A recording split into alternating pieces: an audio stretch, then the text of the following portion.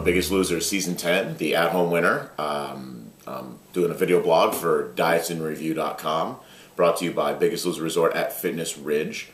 This is for episode number 5. A little interesting this week, since there was no elimination last week, it means 2 people are going home in this episode. And it's the Unknowns last week on the ranch. I'm sorry, the Unknowns last week over at their mystery location. They're going through their last training with Brett and Kara, and it's rough. It's rough as usual. They're going to send them home, or send them off to the ranch with a lasting impression. But unfortunately, not everyone's on the same page. Q seems to like a walk off, and everyone calls him out on it to question his commitment. You know, we'll see how this plays in later in this episode, but it just doesn't seem like he's 100% committed to the process. And, you know, the last chance workout for the ranchers, no less brutal. You know, I've been through them before, and they are tough. I mean, it's non-stop, about 2.5 hour workout. Sweat's pouring everywhere. It's disgusting. Now we have our first weigh-in. Pretty good numbers across the board until, of course, one of the members of the black team weighs in, Don, who was paired with Irene this week. Both gained 6 pounds. It's about time Don finally admits to throwing the weigh-in and wanting to go home. I'm glad he's had this clarity, and hopefully this will help translate in his journey at home. And no elimination. They send him home right there. You know, there's no need to go to the elimination room. Now, the Unknowns are back on the ranch. And they're going to face their first elimination. Now, the ranchers have an opportunity to immunity if they can beat their numbers from last week, which, you know, shouldn't be too hard to do considering they had a couple people gain weight.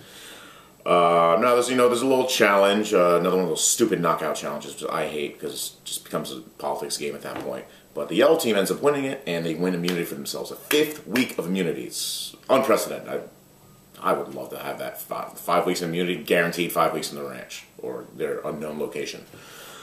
You go through the second weigh-in, the ranchers, great numbers across the board, they crush it. You know, they all get immunity. Now the Unknowns, they face the first elimination, and they put up huge numbers. Everybody, including the red team. However, they fall below the yellow line. Kind of saw this happening, a little foreshadowing in the first part of the episode. And, you know, everyone wants to send Q home. However, Laramie pleads to let Q stay because she is going to have a better chance according to her at home. She has a better support system with her sisters than Q is, because she realizes Q just doesn't get it. And finally, Q admits, it seems like this is the week of people finally admitting everything, that Q doesn't have it all figured out. He doesn't have all the answers. And he needs to stay. He wants to stay. And through that pleading, you know, the Unknowns granted Q and Laramie their wish and let Q stay and prove to them that he can stay and that he deserves to stay. Of course, as usual, the at-home contestants are looking great. I'm glad Don has, you know, he's taken off 87 pounds so far. He got his estranged son back. I mean, it seems like his whole family's starting to come together. He's pushing himself with his brother Dan at home. Laramie has great support with her sisters. She's becoming a runner, you know, which is great. You know, burn a lot more calories that way. And it looks like everything seems to be working out for them. So that's my little recap for this episode.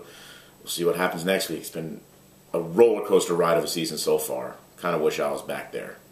Also, I kind of don't, but I kind of do. And I'll see you guys next week.